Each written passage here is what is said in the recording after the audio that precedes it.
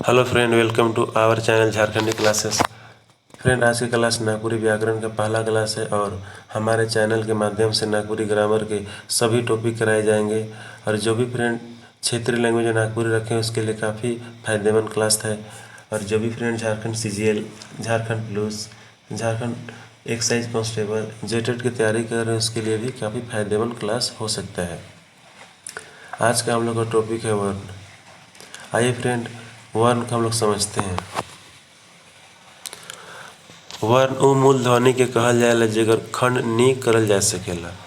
वर्ण उस मूल ध्वनि को कहा जाता है जिसे खंड या फिर टुकड़ा नहीं किया जा सकता है। जैसे अ, ई, व, च, क, मन, इसका खंड या फिर टुकड़ा नहीं किया जा सकता है। जैसे गुरु, गुरु शब्द का दुई गो ध्वनि होला, ग और रु। गुरु शब्द का दो ध्वनि होता है, ग और रु। इकरो चार खंड करल जा सकेला, इसका भी चार खंड किया जा सकता है। जैसे ग प्लस अ प्लस र प्लस उ, गुरु। इकर बाद इकर ध्वनि मन खंड या फिर टुकड़ा नहीं करल जा सकेला, इसके बाद इसका खंड या फिर टुकड़ा नहीं किया जा सकता है। से ले इमन मूल ध्वनि वर्ण है या अक्षर, इसलिए ये मूल ध्वनि या फिर अक्षर हैं।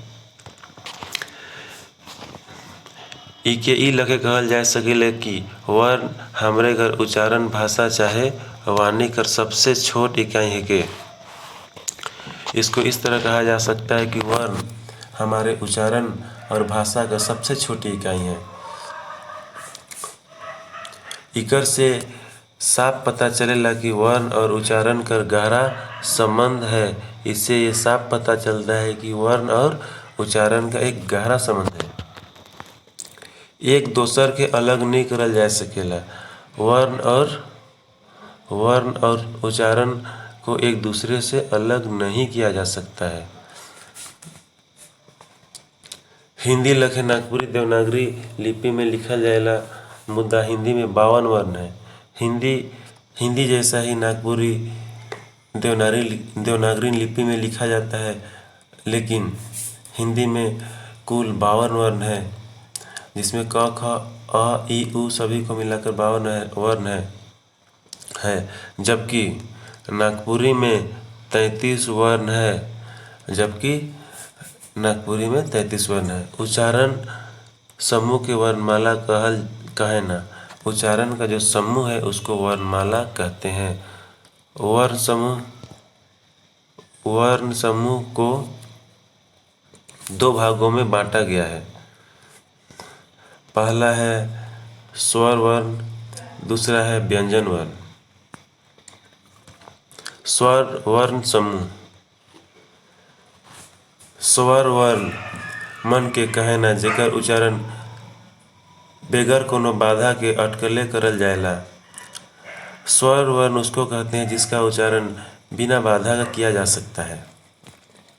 जैसे अ, ई, उ हर्ष स्वर, आ, ई, उ दीर्घ स्वर, ए और ओ संयुक्त स्वर।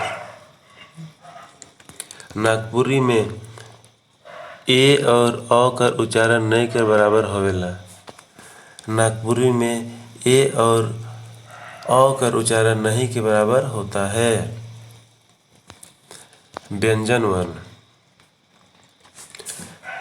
व्यंजन वर्ण समूह का उच्चारण में स्वर वर्ण समूह कर मदद कर दरकार होवेला। व्यंजन वर्ण के उच्चारण के लिए स्वर समूह का मदद की आवश्यकता पड़ती है।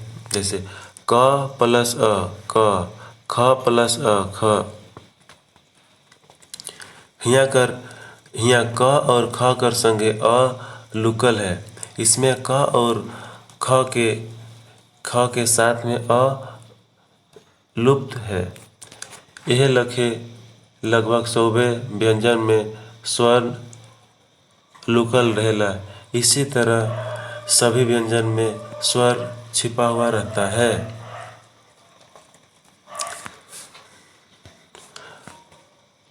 कोहो कोहो च वर्ग कर आखिरी अक्षर अ कर व्यवहार करल जाएला, जैसे चिवा।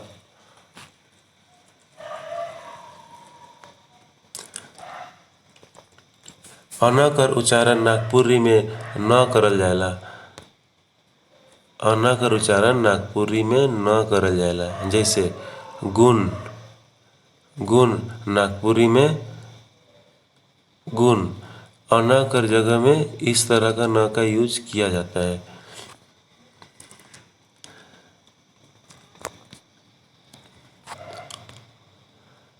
दंत स और पेटकटा स के जगह में नागपुरी में स या फिर ख का प्रयोग किया जाता है। जैसे दोष, दोष को नागपुरी में इस तरह लिखा है, पेटकटा स की जगह में ये स लिखा जाता है। पुरुष, पुरुष, पुरुष, पुरुष नागपुरी में पेटकटा स की जगह स का प्रयोग किया जाता है या फिर ख का प्रयोग किया जाता है, पुरुष या फिर पुरुष। ऋषि, ऋषि, ऋषि को नागपुरी में ऋषि चाहे ऋखी लिखा जाता है। री का मतलब ये वाला री नागपुरी में, और पेटकटा स का मतलब ये स। चाहे ऋखी, ऋखी, री का मतलब रमे हर्षि री, और पेटकटा स का मतलब ख का प्रयोग किया जाता है।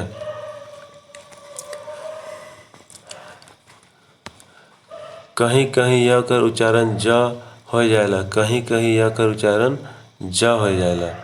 यह का उच्चारण है जो कहीं कहीं ज हो जाता है। जैसे इससे योग, योग एक हिंदी शब्द है, उसको नागपुरी में जोग लिखा जाता है क्योंकि यह की जगह में ज का प्रयोग हो जाता है। संयोग, संयोग, संयोग की जगह में, इस संयोग की जगह में संयोग हो जाता है क्योंकि यह की जगह में, यह की जगह में ज आ जाता है। योजना, योजना की जगह में नागपुरी में योजना हो जाता है क्योंकि यह के स्थान पर ज आ जाता है, जिसके कारण योजना योजना में बदल जाता है। अक्ष, अक्ष का उच्चारण नागपुरी में ख चाहे छ होवेला। अक्ष का उच्चारण नागपुरी में ख चाहे छ होवेला।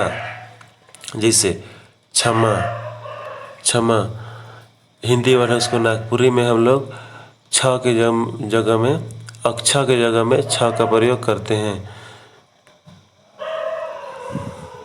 और पक्षी, पक्षी में, पक्षी में नागपुरी में अक्ष की जगह में छ का प्रयोग किया जाता है। छतरी, छतरी को नागपुरी में खतरी कहते हैं क्योंकि अक्ष की जगह में ख का प्रयोग किया जाता है।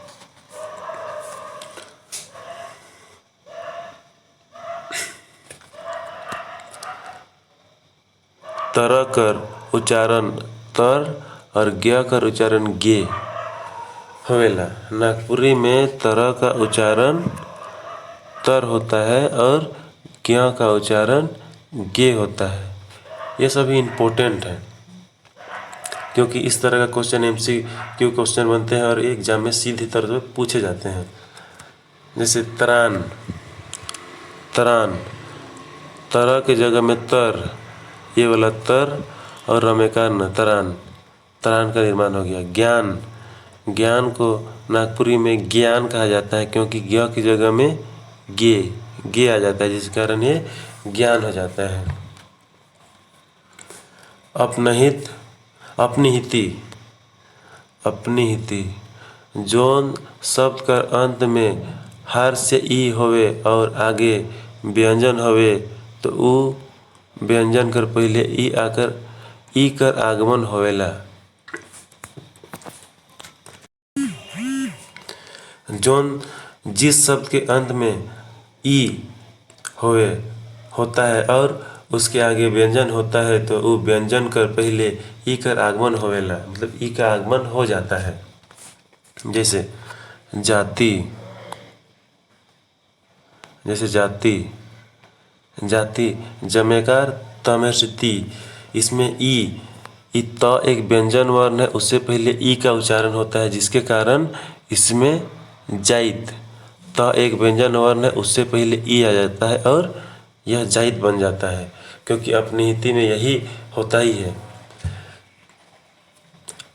भांति भाइत, चाल चाइल, ढाल ढाइल, दाल दाइल, कर कइर, चाल चइल।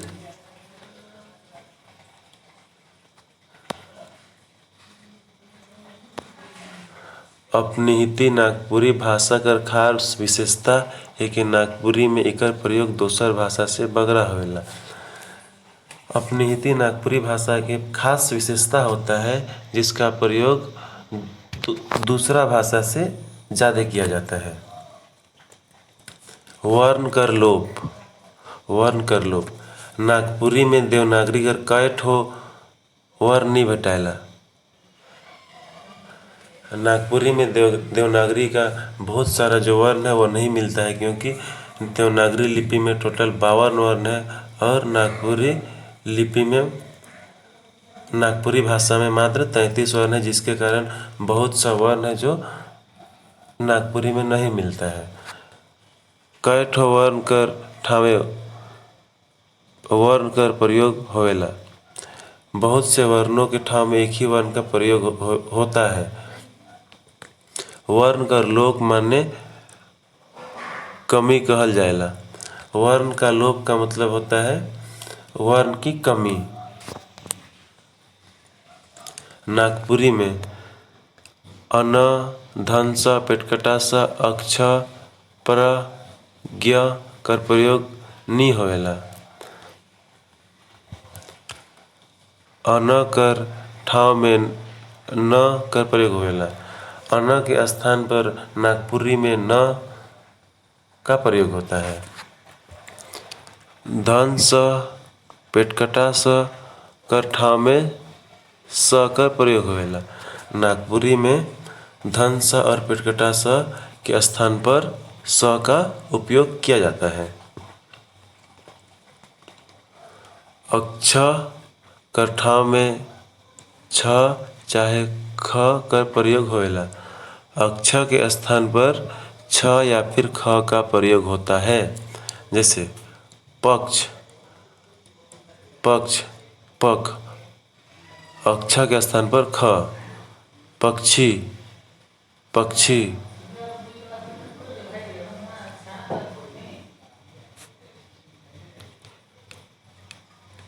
रीछ, रीछ चाहे रीख। क्षमा, क्षमा। अक्ष की जगह में छ का प्रयोग। ज्ञान, ज्ञान, क्योंकि ज्ञ की जगह में ज्ञान का प्रयोग किया जाता है।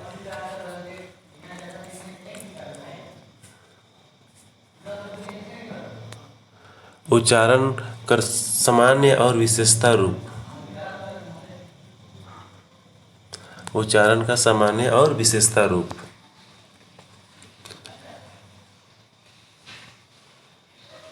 नागपुरी भाषा का अपन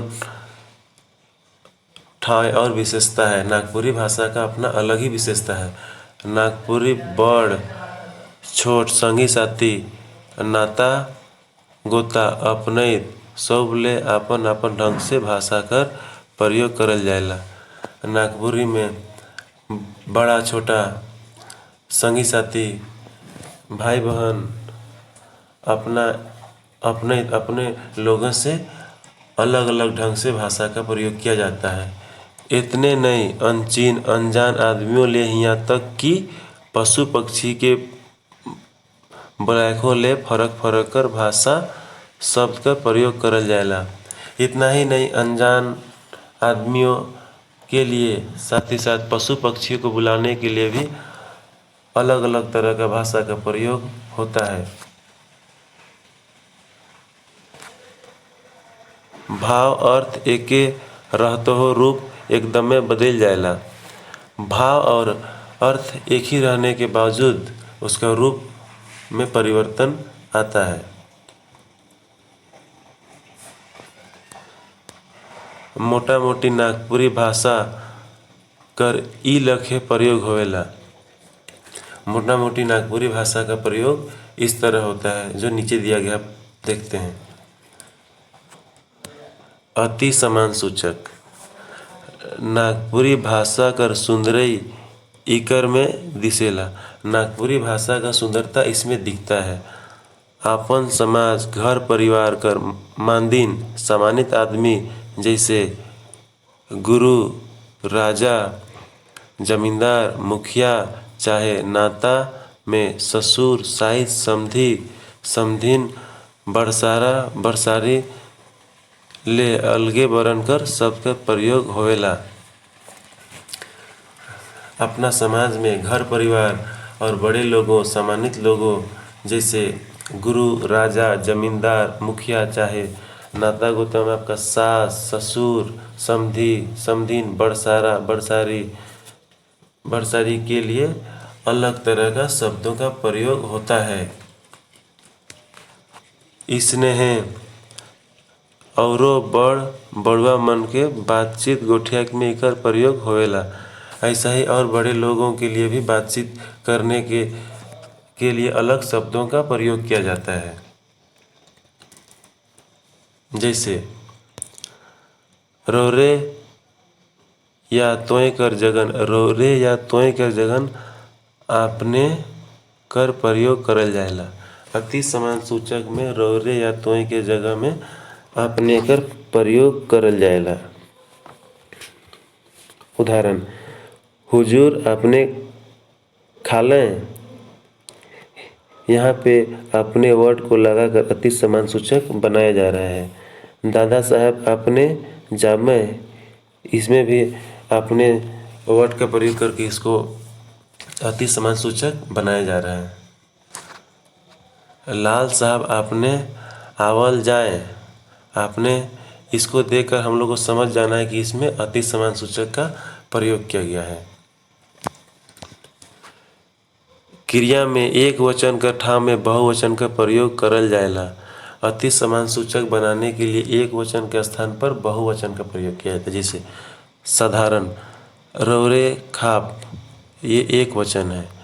समान सूचक अपने खावें बहुवचन हो गया। यहाँ रौरे की जगह अपने कर प्रयोग करल जाएला।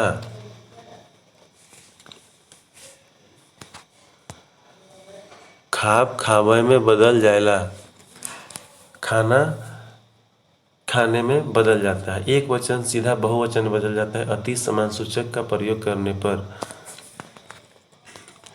स्नेह प्रयोग वर्तमान काल भूतकाल और भविष्यकाल तीनों में किया जाता है। इस तरह का प्रयोग वर्तमान काल भूतकाल भविष्यकाल और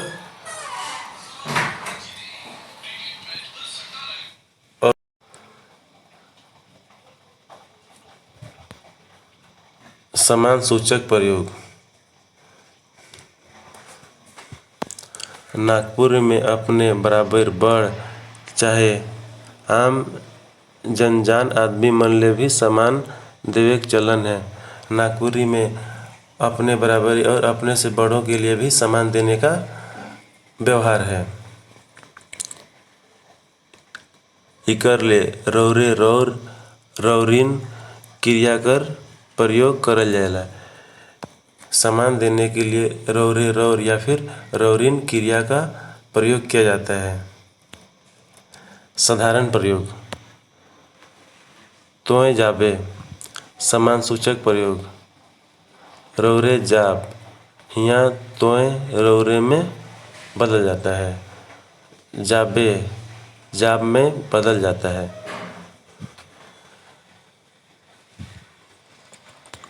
साधारण प्रयोग आम गांव घर बाजार चाहे अपन से छोट मन ले नागपुरी में तोय कर प्रयोग होवेला।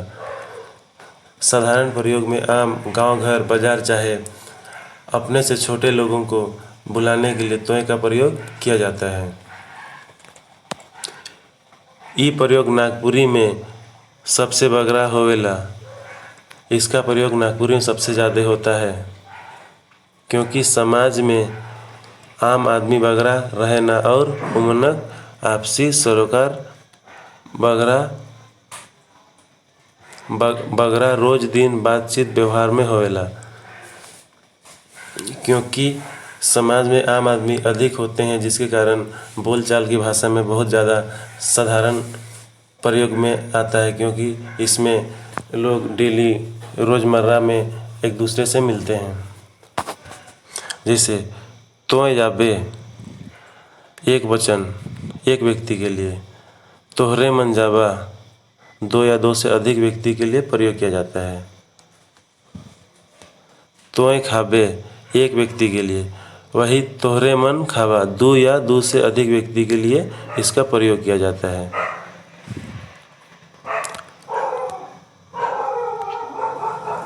ऊ जाई एक व्यक्ति के लिए, उमन जाबै दो या दो से अधिक व्यक्ति के लिए प्रयोग किया जाता है। मंगरा जाई एक व्यक्ति के लिए, मंगरा मन जाबै दो या दो से अधिक व्यक्ति के लिए इसका प्रयोग किया जाता है। ठाव विशेष में तोय कर ठावे तू और बहुवचन तोहरे कर ठाव में तोहिन कर प्रयोग भेटाएला। नागपुरी में ठाव विशेष पर तोय की जगह में तू का प्रयोग होता है, वहीं बहुवचन तोहरे की जगह में तुहिन का प्रयोग मिलता है। खास या फिर विशेष प्रयोग नागपुरी भाषा कर एगो खास कहे के चाहिए अपन वर्ण कर एक विशेषता भेटाएला। नागपुरी भाषा के खास बोलना चाहिए कि खास विशेषता मिलता है कि केव आदमी कितनो बड़ चाहे मानदीन होवे, अगर उकर से जेकर एकदमे अपने निकटता रहेला तो सब औपचारिकता दूर हो जाएला और उकर संगे एकदम एक साधारण नागपुरी भाषा कर प्रयोग करल जाएला। केव आदमी कतनो बड़ या फिर सम्मानित हो जाए मगर अपने निकटता रहता है और औपचारिकता रहता है तो साधारण शब्दों का प्रयोग किया जाता है। जय हिंद।